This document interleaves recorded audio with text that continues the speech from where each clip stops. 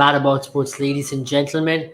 And today we're going to be talking about South Africa versus India. Obviously, the toss is delayed due to rain, and the first T20 will be played in Kingsmead in South Africa. So, obviously, the excitement levels are high at this point because the first game of the tour, and you would want to set the momentum high before a tour like this because for India, it's one of the toughest international tours if you look in the history. They've not really gone out to South Africa and dominated them. You can say the one day series and T20s in 2018 was one where you can talk about where India really did well. Other than the test series has always gone against India for the longest period of time. But here is an opportunity for India to really set the momentum right and to get the tour off to a winning start. But that really matters because if you look at the South African team, they are playing the strong squad. They will be coming in hard. They're going to be playing one of the possibly the strongest lineup against India. You want to get that momentum going because you'll be facing the same lads even in the test series. For India, obviously, you're going in with youngsters, so the pressure is definitely not so much on India, but definitely going to be high on South Africa. Playing in home turf against a young Indian team, you'd want to win as well to prove a point because if you look at South African cricket in the recent past, they have really relied on their main guys to come good in many of the occasions. They've come good. Now, SA20 is around the corner. And if we talk about this tour, New Zealand is around the corner. A lot of things are there even for South African cricket. But let's just talk off with today's match. As we already showed the squads early on, India would know that India would want to test out some of their main players before the T20 World Cup because this is going to be a dress rehearsal or a trial, you can say so. The ones who are going to do well here are definitely going to be considered even more than the ones who have not done well because of the very fact that you talk about a Rinku Singh, you talk about a Tilak Verma, you talk about a Shubman Gill, or even for the matter Yashasvi Jaiswal. If they set their tone right in a series like this, then they're going to be hard to drop. Now that's a big thing what we're talking about. You don't want to be dropped. You want to set that. You want to set a stamp that why you deserve a place in the 11 come the World Cup in 2024 in June. Obviously, it's going to be after IPL, and obviously, the fact of the matter is that IPL is going to change narratives of how people are going to think about a particular team, how people are going to perceive opinion on selection. But having said that, you'd want to keep doing well for India as well, the opportunities you get. I think a couple of players who are definitely going to be looked on for is Rinku Singh. Remember, it's going to be his second overseas tour and his first major challenge as a player. You can say in India, Australian team was a good one, but the challenges wasn't that high as it faced possibly a top class Australian team. Challenges were there, but here is a real challenge for Rinku Singh. Here's a real challenge for someone like Ruturaj Gaikwad if he gets an opportunity. So challenges are definitely high. Challenges are definitely going to be there, and this is going to be an interesting task, interesting opportunity as well when it comes to how they go about it, how the tone is set for the rest of the series. So for me personally, talking about it, I think what we need to look onto is the players who can perform under pressure. And to start off with, we can talk about Ruturaj Gaikwad, how he goes about in the series. Last series, phenomenal series for him against Australia. Scored 270 odd runs, scored a century, looked extremely good against spinners. He can take on the spinners at will. Now that's a trait which you want to have, especially T20 format, where the mid lowers are going to be controlled by spinners. On the other end of things, you can say one player you would really want to watch out for is Rinku Singh, how he goes about against a quality South African team. Yeah, because there was no Lungi Ngidi, yeah, that is there. But the fact of the matter is, the South African team is still quality. They are going to come hard at you. They are going to be bowlers who you get tested against. Can Rinku Singh finish at the consistency he was doing against Australia, against Ireland?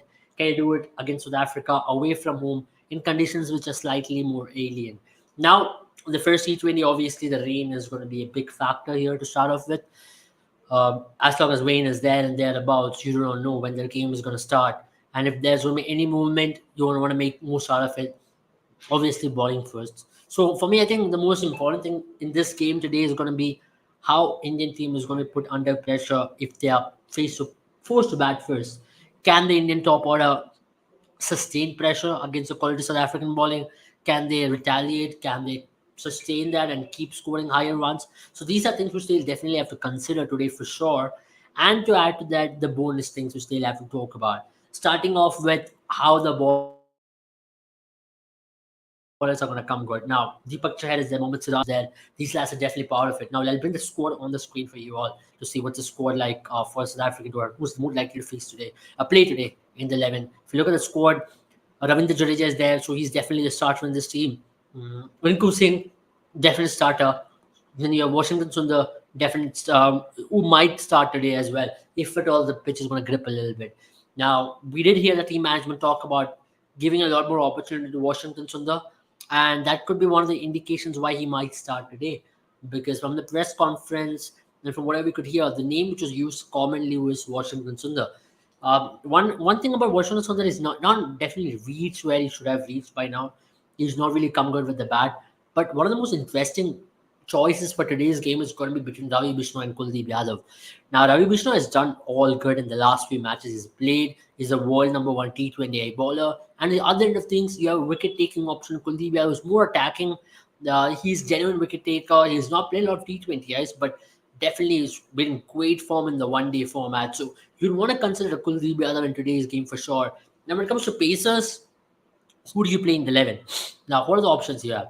Deepak Chahar will be definitely a tempting option, considering the fact that he can bat at number 8, and you can play him and you can use the new ball as well. And number 2, you can definitely use number 2 pacer on the team. You can try to go in with the Mohammad Siraj because he's been picked in this series, or else you would have given him a rest for the T20 series. So Mohammad Siraj is a definite starter in my opinion, alongside Deepak Chahar. So that's 2 slots filled. Then a shootout between Kuldeep Yadav and Ravi Bishnoi. I think Kuldeep Yadav will get the nod ahead there. So that's 3 spots again. Then you'll have one option. It's going to be between a Mukesh Kumar and Arshdeep Singh, but I think they'd go in with an Arshdeep Singh, primarily because of what he had done in the game against Australia in the last match, and also the left-arm angle, right? He can definitely be that X-factor bowler who can create that angle, create a little bit of doubt in batter's mind. So Arshdeep Singh, Deepak Chahar, Siraj will be the likely players who would start in today's game. Obviously, with the games progressing, the second or third T20, you'd see other players also getting a chance, like Mukesh Kumar or like Ravi Bishnoi also coming in. But as of now, it's going to be these lads. But let's talk about the big ones, right? Now, batting order is something which we want to talk about. Most likely, Shubman Gill, Yashasvi Jaiswal will have a start, primarily because of what they bring into the table. Shubman Gill, as he's picked in the series, similarly as I mentioned about Siraj and Kuldeep Yadav, he's picked in the series for a reason. You want to see how Shubman Gill performs in T20s more often because he's done well, or the opportunities he's gotten in T20Is. He had done not so bad. He scored 100 against New Zealand earlier on in 2023 in Ahmedabad. He had done a lot of good things, right? So, and he also had a phenomenal IPL to start with. You can't forget the fact that he scored 3 or 4 hundreds in the IPL. He showed what he can do as a T20 batter. So Shubman Gill is definitely going to start with Yashasvi Jaiswal. But to add to that, who are the other players who are going to start today? At number 3, it's going to be Ishan Kishan, because the biggest debate which is going around in Indian cricket at this point is Virat Kohli going to play the T20 World Cup, or is it going to be Ishan Kishan who's going to get a nod ahead of him? So if at all, if things are true, if it's going to be Virat Kohli who's going to be dropped, then you don't want to see Ishan Kishan play a lot more often at number 3 and how he goes about. So I personally think it's going to be Ishan Kishan who will start at number 3 and Shreyas Iyer at 4, from what I can grasp. And you'd have a Surya Kumar Yadav at 5 or thereabouts. But is Surya Kumar Yadav coming in way too late in this team? Now that's a question they'll have to answer. Ideally, you would want to see a Surya Kumar Yadav at 4 in this team at max, nothing below that. And you don't want to play both Rinku and Tilak as well. Now that's one thing which we'll have to understand. Rinku and Tilak both are decent bats, and they both can, especially Tilak can contribute both to the bat and ball. You want to give a lot more opportunities to this guy. So Rinku, with the recent form he has shown, he is a show in at number 6. Now there are 2 options left. Who's your wicketkeeper batter? Is it Jitesh Sharma or Ishan Kishan? From whatever we can grasp, it's going to be Ishan Kishan who's going to bat number 3. Then you have a Surya Kumar Yadav and a Shreyas Iyer spot left. Now, if things go well, the batting lineup is going to look like Ishan Kishan at 3, Shreyas Iyer at 4, Surya Kumar Yadav at 5, and at 6 you will have a Rinku Singh, and 7 you will have a Ravindra Jadeja. Now, it's a big series for Ravindra Jadeja himself as well. Ravindra Jadeja, the white ball batter, a lot of question marks on him at this point. Primarily because of what he has not been able to contribute as a white ball batter. He's not really done well. You saw in the World Cup as well. He had to face a lot of brunt because of his performance with the bat in the World Cup. He was unable to deliver there. So the question marks are definitely on Ravindra Jadeja, the batter here, once again. But whether can he deliver or not, that's going to be the biggest question. here once again. If Ravindra Jadeja can deliver, that's going to be very interesting. But otherwise, will his spot be under contention? Now, he's named as the vice captain of Team India. Now, the last discussion we had, remember we had it with Sai as well. The discussion was regarding whether you can go in with Ravindra Jadeja as a long-term option. Now, what do you mean by long-term option? Ideally, is he your captain if Hardik Pandya is not there? Possibly so. But giving him vice captaincy, okay, you can say for the series is okay. But as we talked about as well, is it okay not to pick up Akshar Patel? Now, now when we talk about healthy competitions, one of the most important things about healthy competitions is you want a place not to be 100%. You want a place to be secure, but at the same time, you can't be complacent about your place. Now, Akshar Patel has done nothing wrong to be dropped out of this series at all. You would feel hard. Akshapat is hard done here because he did a performance. He did a great performance against Australia, both with the bat and also with the ball. And he was dropped in the most unexpected circumstances. Ravindra Jadeja comes from the team. He gets that nod ahead of him, and he's named the vice captain. Ideally speaking, if Akshar goes on to have a great IPL, and if Akshar goes on to do well in the white ball format whenever he gets opportunities, you would want to see Akshar Patel in the World Cup squad to West Indies. And if Ravindra Jadeja continues to be a disappointment with the bat, then you'll have to say Akshar Patel should get the nod ahead. Because one thing with Akshar Patel is also that the pitches in West Indies are going to turn, is going to be slow. So you want someone to bowl with a new ball, a spinner with a new ball in certain situations. So it's not a bad idea to go in with someone like Akshar Patel, especially in circumstances like that, where you'd want a spinner to ball with the new ball. He can ball with the new ball. He can be used as a floater in the batting order. And remember, Akshar Patel as a batter is a much improved version of what he was a couple of years ago. So you can't trust him with the bat. And remember, in West Indies, he has played some of the best knocks he has played in his career as a batter. So you would want to consider all these data points before you pick Akshar Patel or Jadeja. Now that's going to be a shootout. You want to have both in the team, but I don't see that happening. So it's either going to be Akshar Patel or Jadeja. In my opinion, at this point, with the current form, Akshar Patel is the right choice. But if Jadeja proves otherwise, definitely you would want to have Jadeja because he's obviously a plus on the field. With the bat, is somewhere he has to improve with the ball. He's not done any bad. So that's one of the reasons why you'd want to have Jadeja. And his leadership quality, he's an experienced player now. He can contribute a lot on the pitch than what you can expect. But having said that, we have to talk about the main batters, right? Now, wicket keeping option is one thing which you have to consider because Ishan Kishan is a player who's done well. We have to see he scored well, but he's consumed a lot of dot balls. Now, the percentage of dot balls he's consumed over the last 2 to 3 years is a lot more than any other player. He's consumed 40% of dot balls. Now, that's not a good stat to have, especially if you're playing a high intensity game, if you're playing a bigger opposition. Then you get out playing a run, 28 runs of 26 balls. It'll look really bad because if you look at Ishan Kishan's accelerations, he has gotten off to 100, 110 strike rate in almost every game for the first 20, 25 balls. And from there on, he gets that acceleration done. Now, when you do such a manner of acceleration, especially in T20 format, there's obviously something which you have to consider called as consummation of balls and the impact you can create. Now, T20 is all about the impact you can create in the first 25 balls more than any other format. You can say in the one-day format, yes, the impact you create in 25 balls is far lesser. And also at the same time, it's not going to impact the team in a negative way.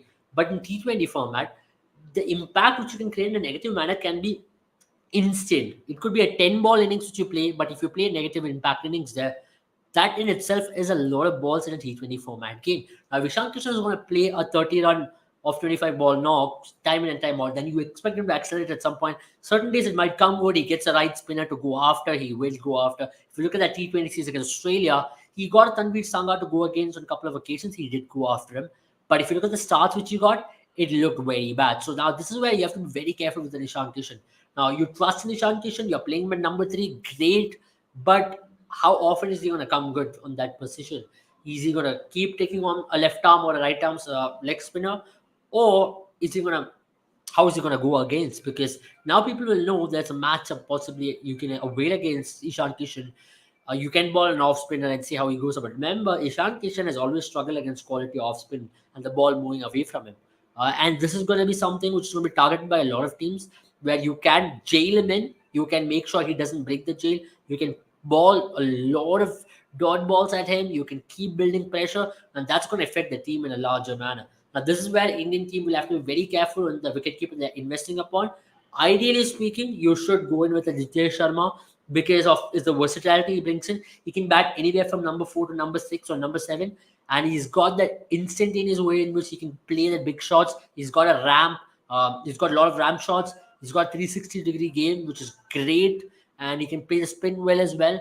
So Jitesh Sharma is someone who you should consider, in my opinion. And if it is not Jitesh Sharma, okay, it's okay to go with Ishan Kishan, but his role should be defined. It's always better to play Ishan Kishan in the top of the order rather than playing him at number 3 or number 4, because the impact which you can create is far lesser than an Ishan Kishan, an opener, who can create.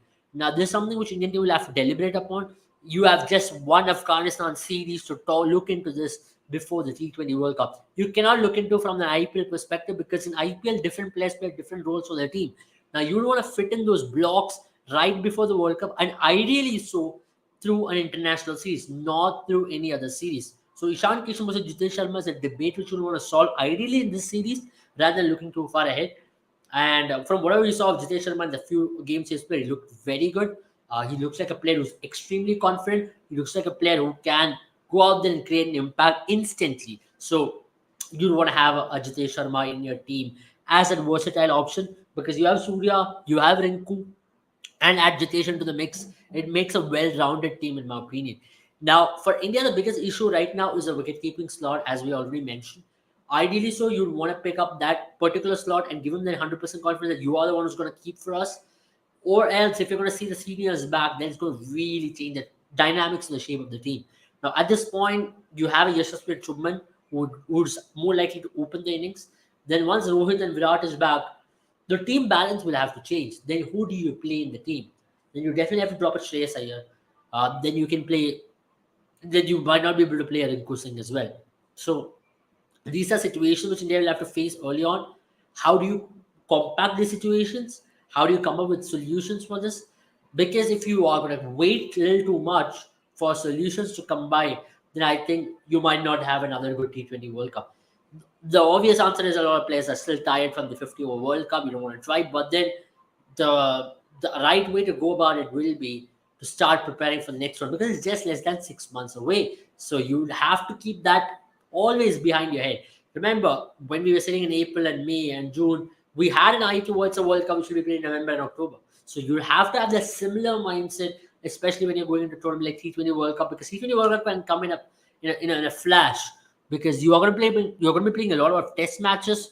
You're going to be playing test matches against England, a couple of test matches in South Africa, then the IPL, of course, because IPL cannot be a parameter to judge a player, because the role which you would want him to play in IPL is going to be so much different to the role which you want to play in international cricket, because both are different. Both have to be well defined, well demarcated in an ideal way to speak about. So these are things which you'll have to consider and elaborate and deliberate in a bigger way. As a captain, firstly, announce who's going to be your T20 captain. Still, there's a confusion as to is it going to be Hardik Pandya, Rohit Sharma. If it is Rohit Sharma, make it very clear Rohit Sharma is leading the team. If it's Hardik Pandya, make it very clear Hardik Pandya is leading the team.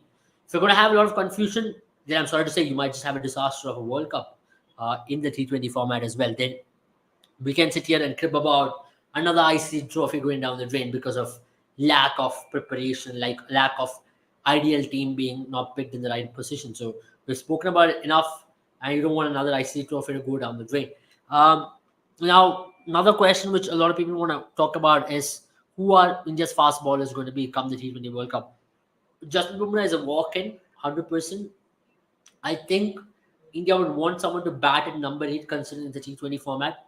So I think Deepak Chahar, if he has a good IPL, if he plays well in the international games, he's going to get here. Deepak Chahar and Justin Bumrah will definitely be two of the fast bowlers, and then one between Siraj and Arshdeep. So, and you can say Mohammad Shami will be there and thereabouts, but more than Mohammad Shami being there, I think India would want to have a left-arm pacer.